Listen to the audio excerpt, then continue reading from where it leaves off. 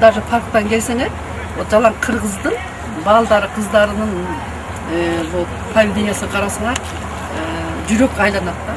Себеби дегенде улууну да көзгө албай, кичүүнү да көзгө албай, мына ушул биз эс алып келбейли, кээде биз парктан нервибизге тийип кайра кетебиз да. Себеби деген биз ошолорду карап аябай биз кубанабыз.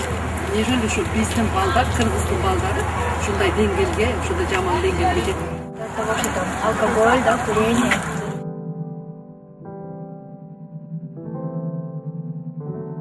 Эмне бизге?